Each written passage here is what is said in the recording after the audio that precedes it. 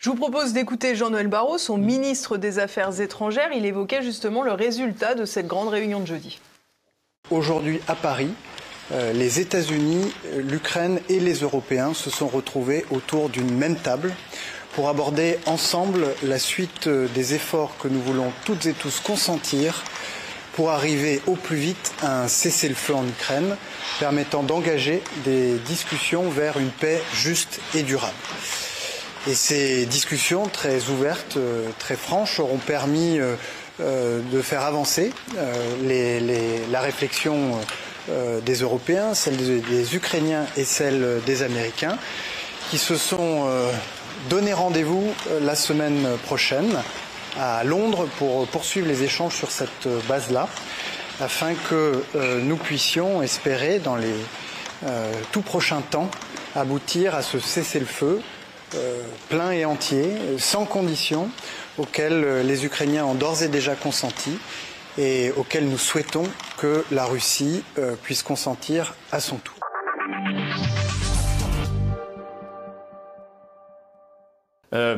Quand Barrot dit on veut un cessez-le-feu sans condition, etc., il sait très bien qu'il ne l'aura pas. Jamais la Russie va dire bah d'accord, on arrête tout, vous reprenez vos régions, vous pourrez adhérer à l'Union européenne, à l'OTAN, vous n'êtes pas démilitarisé, vous n'êtes pas une puissance neutre, il n'y a aucun problème, désolé, on s'est trompé. Si tu reviens, j'annule tout. Bah voilà, c'est ça. Mais ça, c'est ce qu'il nous dit. Hein. Donc il sait très bien, il est quand même pas idiot, il sait très bien qu'on n'obtiendra jamais ça. Donc en réalité, qu'est-ce qu'il fait ? Il pose une condition inatteignable pour justifier les prochaines guerres. Et ça tombe bien puisqu'on aura des soldats positionnés là-bas. Dans les dernières estimations, ils disent entre 10 et 30 000 soldats de la coalition des volontaires, copilotés par la France. Puissance nucléaire. Donc qui sera désigné comme responsable si ça tourne mal ? Et ça tournera mal, je peux déjà vous l'annoncer. Bah, les deux meneurs, Royaume-Uni et France. Et les Russes ont été très clairs là-dessus. On ne pourra pas dire qu'ils n'ont pas dit les choses. Ils ont dit les choses. Ils ont dit attention. Nous, on considérera que si vous faites ça, vous êtes co-belligérant et donc vous êtes dans la guerre, vous êtes un acteur de la guerre. C'est ça qui nous prépare. Alors pour quelles raisons ? Ils ont chacun leur agenda, qui peuvent d'ailleurs s'additionner. Macron a un agenda mondialiste, européiste.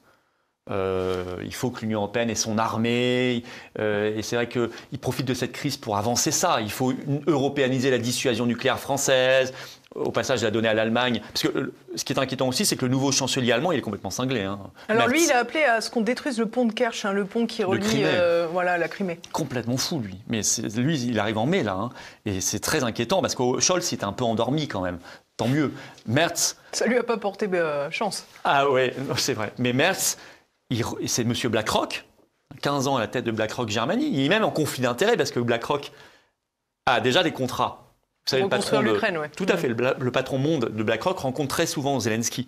Ils ont déjà des contrats. Donc, lui, il est en conflit d'intérêts, parce qu'il a été pendant 15 ans à la tête de BlackRock Germany. Qu'on ne me dise pas que ça ne laisse pas de traces. Ça laisse évidemment des traces.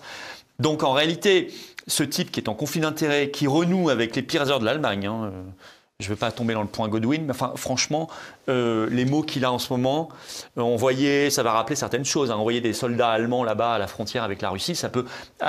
les Russes, eux, sauront ce que ça veut dire. Et puis, ils ont un contrat de coalition, si vous l'avez lu, qui est délirant. Ils veulent supprimer la loi sur la liberté d'information en Allemagne. Celle qui a permis que des scandales comme le Core Institute Files, là, les scandales sur la gestion du Covid sortent. Cette loi, elle va être supprimée et ils veulent même créer une peine pénale en Allemagne, l'inéligibilité pour les élus qui font de la désinformation. Pratique. Imaginons, par exemple, vous dites en début d'épidémie que le vaccin n'empêche pas la transmission. C'était considéré comme de la désinformation. Du complotisme. Du complotisme. Donc vous êtes inéligible. Alors, c'est facile pour se débarrasser des vrais adversaires. Donc c'est ça l'Allemagne actuellement. Donc en fait, je reviens à Barrot, Macron, à cette réunion sur l'Ukraine, avec ce nouvel Allemand complètement inquiétant, avec les partenaires de l'Union européenne, etc., ils sont en train de créer les conditions d'une future guerre. Il faut que les Français se réveillent, parce que ce n'est pas leurs députés qui vont se réveiller, ils ne le font pas. Nos parlementaires, faites une croix dessus, ils ne feront pas le boulot, ils ne l'ont pas fait. Ils ne l'ont pas fait sur l'Ukraine, ils ne l'avaient pas fait déjà sur le Covid, ils ne le feront pas. J'attends plus rien de ces gens-là, plus rien. Donc, c'est aux Français de se prendre en main. Je leur dis maintenant très officiellement et solennellement, parce que cette guerre n'est pas une virtualité, c'est un chemin vers lequel on nous emmène inéluctablement, sauf si on trouve une solution pour nous débarrasser de ces gens-là politiquement et de changer radicalement de politique. En tout cas, il faut se faire entendre. Vous l'avez dit tout à l'heure, Donald Trump, lui, en ce qui concerne les approvisionnements d'armes à l'Ukraine, il a mis le pied sur la pédale de frein, c'est très clair. On va écouter ses dernières déclarations. Il cherche toujours à acheter des missiles. Vous savez, écoutez, quand vous commencez une guerre, vous devez savoir que vous pouvez la gagner, n'est-ce pas? Vous ne commencez pas une guerre contre quelqu'un qui fait 20 fois votre taille pour espérer ensuite que les gens vous donnent des missiles.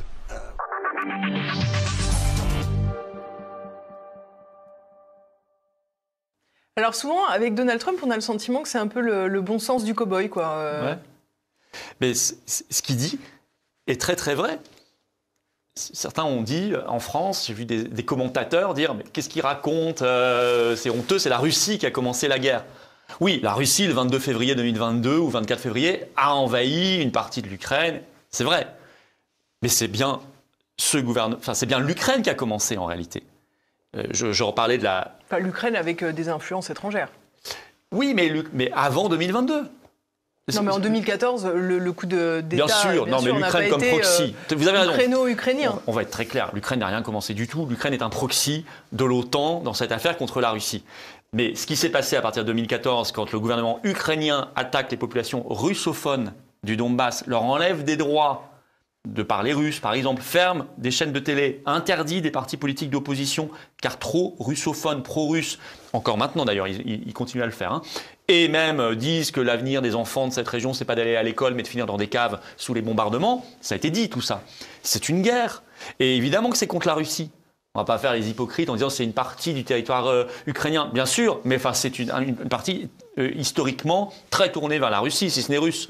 Donc, c'est évidemment eux qui ont commencé par l'OTAN qui poussait derrière, comme des dingues, qui a mis des bases de la CIA secrètes. Tout ça a été révélé entre-temps. Donc évidemment qu'il a raison. C'est lui qui a raison là-dedans. Et évidemment qu'il ne faut plus... Alors sa conclusion logique, c'est qu'on ne donne pas de missiles à l'Ukraine, on ne donne pas d'argent, il n'y a plus un centime qui est donné par les États-Unis. Alors l'Union européenne s'est vantée ce vendredi là en disant ça y est, on a dépassé en soutien financier les États-Unis, on a déjà donné 26 milliards de plus.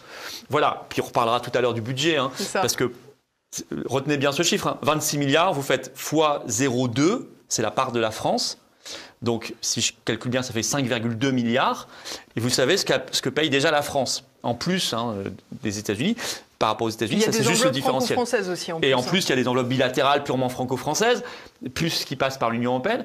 Et voilà. Et après, vous comparerez avec ce que Bayrou est en train de vous annoncer comme cure d'austérité, et ce qui va les piquer dans vos poches, voire sur vos comptes. Donc, voilà. Non. Nous, on fait une manif, là, le dimanche 27 avril. Le dimanche, c'est important, c'est pas le samedi. Oui, pour une fois, c'est un dimanche. On pense aussi à ceux qui ne peuvent pas venir le samedi. On l'a déjà fait de temps en temps le dimanche, mais c'est un dimanche. Dimanche 27 avril, c'est à Paris. On se donne rendez-vous à 14h, place du Palais Royal, et le cortège, il partira à 15h. Je le dis clairement. Venez tous. Les Italiens, il y a une dizaine de jours, ils ont mis 100 000 personnes dans les rues de Rome pour la paix. 100 000 personnes. Ils ont d'ailleurs déchiré, brûlé des drapeaux européens comme symbole de guerre. C'est bien vu, parce que l'Union européenne, effectivement, pousse à la guerre. Si les Italiens, qui sont quand même moins impliqués que nous dans cette affaire, parce que Meloni est quand même, elle n'est pas parfaite, mais elle est moins dingue que Macron sur ce dossier-là. Et elle a déjà dit qu'il n'y aurait pas de soldats italiens. Si eux, malgré ça, ils ont réussi à mettre 100 000 personnes dans les rues de Rome pour la paix, on peut bien faire, nous, Français, au moins aussi bien. Bien sûr. Donc je vous appelle tous à venir le 27 avril pour cette union nationale pour la paix. Alors justement, vous disiez que l'Union européenne, c'était la guerre, si je résume et condense un petit peu vos propos. J'ai vu il y a très peu de temps une interview de Nathalie Loiseau, donc la chef de file de Renew au Parlement européen. Elle expliquait finalement que l'Europe faisait presque consensus sur cette question de la guerre en Ukraine, mis à part une voix qui s'élevait en permanence pour contrecarrer leur plan, celle de Viktor Orban. Je vous propose de l'écouter très rapidement parce que ce qui suit était très intéressant. La Hongrie de Viktor Orban systématiquement s'oppose à toutes les positions de politique étrangère des 26 autres membres de l'Union européenne. Aujourd'hui, on est en train d'apprendre à vivre et à avancer sans la Hongrie de Viktor Orban. Ça ne lui fait pas plaisir. On le fait sur l'Ukraine. On devrait le faire beaucoup plus sur la Géorgie qui est tombée sous la coupe d'un régime pro-russe répressif et anti-liberté. Et quand l'Union européenne est divisée en matière de politique étrangère, il n'y a pas d'action possible. Tout doit être fait en matière de politique étrangère à l'unanimité. Il suffit d'un, et vous l'avez cité, c'est Viktor Orban, pour qu'on soit paralysé. Évidemment, il faut changer ces règles.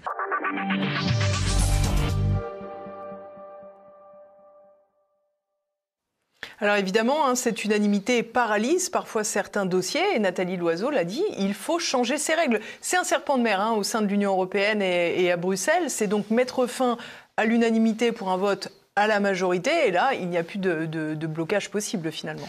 Oui, et dans les faits, ils le font déjà, parce qu'ils font maintenant l'unanimité à 26. Peut-être même 25, parce que parfois la Slovaquie aussi de Robert Fico est un peu sur la même ligne que Orban. Vous voyez la fabuleuse démocratie européenne. Nos valeurs, comme ils disent toujours, ils en ont plein la bouche. Nos valeurs, c'est ça. C'est que si vous êtes d'un avis différent, on vous met de côté. Ils veulent même aller plus loin, parce qu'il y a un rapport du Parlement européen qui veut retirer ses droits de vote à la Hongrie au sein de l'Union européenne. Plus, il y a des gels régulièrement. La Pologne aussi en avait été victime du temps où c'était pas Tusk, c'était plus patriote avant. Et on leur gelait même des subventions. Donc c'est un système où on vous met en fait un pistolet sur la tempe et on dit si tu es d'accord avec nous, tout va bien. Tu auras tes droits de vote et ton fric qui est en fait le tien d'ailleurs. Par contre, si tu émets une analyse un peu différente, ou même si tu vas, parce que là, ils sont menacés parce qu'ils vont aller au défilé russe du 9 mai. Défilé militaire pour la victoire à Moscou. Ils sont menacés. Kaja Kallas, qui est là, elle se croit ministre des Affaires étrangères de l'Union européenne. Elle se croit, parce que c'est tout. À part dans sa tête, elle ne l'est pas. Eh bien, elle a menacé les pays membres et candidats qui iraient au défilé militaire de Moscou le 9 mai. Et d'ailleurs, Fico lui a très bien répondu en disant, en gros, ferme-la, quoi. Mais la Serbie est menacée de ne plus être un pays candidat. Bon, je lui dis, ceci dit, allez-y, parce que c'est la meilleure chose qui pourrait vous arriver, c'est de ne pas rentrer dans l'Union européenne. Vous ne savez pas à quel point c'est un enfer ensuite. Mais voilà, donc c'est ça, ce sont des petits tyrans, ces gens-là. C'est ça l'Union européenne. Il faut que les gens ouvrent les yeux, et c'est vrai sur ça, et c'est vrai sur tous les sujets. Sur tous les sujets. En ce moment, ils sont en train de nous ressortir le Mercosur. Comme il y a les droits de douane, on trouve un prétexte, hop, on va foncer, allez, finalement, on va faire le Mercosur, et puis on va ouvrir une négociation de libre-échange avec l'Inde. Et puis, si vous n'êtes pas d'accord, on le fera quand même. On l'a vu sur le CETA. L'Assemblée nationale française a voté contre, il s'applique quand même. Donc, en sur réalité, le Mercosur, pareil, c'était un vote consultatif qui ne servait à rien d'office. À rien de rien, et c'est vrai sur plein de sujets. C'est vrai aussi sur les ZFE, les DPE. Alors si vous sortez les ZFE, déjà, on vous attaquera en justice parce que vous n'avez pas le droit de le faire. Mais en plus, tout de suite, vous devrez rembourser 4,3 milliards d'euros à l'Union européenne, etc. C'est une dictature, l'Union européenne. Il faut que les gens qui n'ont pas encore compris ça ouvrent les yeux. Enfin, c'est une dictature de la pire espèce parce qu'elle n'est même pas reliée à un peuple. Il n'y a même pas de nation. C'est vraiment la dictature 2.0, c'est-à-dire mondialiste, avec des gens qui ne tiennent à rien, qui n'ont aucune légitimité, des technocrates là comme ça hors sol, qui sont tenus juste par leur corruption, par le fric des lobbies et de tout ce qu'il y a autour d'eux. C'est un enfer. Et ça, c'est un système qui peut vous emmener très très loin dans l'horreur, dans l'inhumanité. Et ces gens-là ne nous considèrent pas comme des adversaires, ils nous considèrent comme des ennemis à supprimer, à éradiquer. Et s'ils doivent ouvrir des camps, un jour, ils le feront. Moi, je le dis aux gens. À Saint-Pierre-et-Miquelon. Ouais, à Saint-Pierre-et-Miquelon. Non, mais je le dis très sérieusement, si ces gens-là doivent un jour en passer par des méthodes ultra radicales, ils le feront. Parce qu'ils sont animés d'une idéologie qui n'a plus de limites. Voilà. Ils sont persuadés qu'ils sont le bien. Et il n'y a rien de plus dangereux dans l'histoire que quand vous êtes persuadé d'être la vérité avec un V majuscule, le bien avec un B majuscule. Vous savez, aucune dictature ne dit « je suis le mal ». Je suis une dictature. Tout commence en disant nous sommes le camp du bien et de la vérité. Et on voit qu'ils sont totalement dans cette dérive-là. Enfin, c'est un truc, non seulement il faut sortir de l'Union européenne, si la France sort, il n'y aura plus d'Union européenne ni d'euro du jour au lendemain, qu'on ne fasse pas croire l'inverse, évidemment. Nous sommes un pays tellement central à tout point de vue. Mais au-delà de ça, il faut vraiment éradiquer cette histoire, l'Union européenne de la surface de la Terre, comme structure politique. Mais ça n'aurait pas et faire pu être un bon revivre projet les peuples, faire revivre les peuples. Est-ce que c'est intrinsèquement l'Union européenne qui est un mauvais projet? Ah oui, je pense que c'est un projet qui voulait ça. Les origines historiques de l'Union européenne, c'était Jean Monnet, c'était Koudernov-Kalergi, c'était tous ces projets, Schuman, etc. C'était clair, dès le début. Vous savez d'ailleurs, avant de faire le traité de Rome en 1957, ils ont tenté la communauté européenne de défense, quelques années avant, qui était clairement une armée fédérale pilotée par une instance fédérale. Enfin, c'était vraiment très très clair, c'était écrit comme ça, et qui avait été rejetée à l'époque par le Parlement français. Les temps ont bien changé. Et ensuite, ils sont passés ensuite par ils se sont dit, l'armée reviendra plus tard, et là, ils sont en train d'y revenir. Et ensuite, ils sont passés par le charbon et l'acier, avec cette fameuse formule qui veut tout dire, rendre les choses irréversibles, cliquer par cliquer, l'effet cliquer. On ne peut pas revenir en arrière. C'est exactement ce qu'ils font. Sauf qu'ils sont maintenant allés très très très loin, les frontières, la monnaie, et le budget, enfin tout maintenant, tout, la diplomatie, et y compris l'armée demain. Enfin, demain, c'est assez rapidement, hein, parce que leur projet d'armée avance assez vite. Justement, si c'est par cliquet, comme vous dites, c'est une très bonne image. Comment on fait pour revenir en arrière, si on ne peut pas? On ne peut pas, on sort, c'est tout. Donc on détruit tout? On détruit un truc qui nous détruit. Donc on construit. C'est une destruction créatrice, si je suis schumpeterien. Non, mais c'est vraiment ça. C'est-à-dire que vous ne pouvez pas la changer de l'intérieur. Vous n'allez pas aller contre le cliquet, vous ne pouvez pas la changer de l'intérieur. De toute façon, il y a un principe vicié, c'est le principe supranational.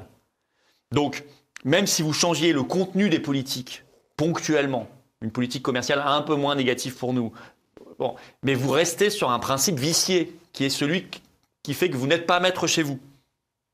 Ben, vous ne pouvez pas l'accepter. Donc, la seule solution, c'est d'en sortir. En fait, toute nuance de discours entre l'ultra-fédéraliste à la Loiseau et le pseudo-souverainiste, mais qui tous vous dit on n'en sort pas, en fait, vous savez, c'est une nuance, comme ça, c'est toute la gamme, ça a des discours, mais là, c'est la barre des discours et ça, c'est la barre de la réalité. Ben, la barre des discours, elle va s'étendre comme ça, et la barre de la réalité, mais ça, en fait, ça va se traduire comme ça, en un seul point, la même politique. Tous les discours mènent à la même politique. Il y a un seul discours qui mène à une autre politique radicalement différente, c'est le Frexit. On en sort pour, derrière, sauver notre agriculture, relancer notre industrie, nous protéger, arrêter l'immigration, avoir une voie de paix qui défende nos intérêts dans le monde, avoir un projet national. Enfin, c'est pas en sortir pour en sortir, c'est en sortir pour pouvoir faire quelque chose derrière. Mais c'est le seul projet alternatif, il n'y en a pas d'autre. Tout le reste, c'est bidon.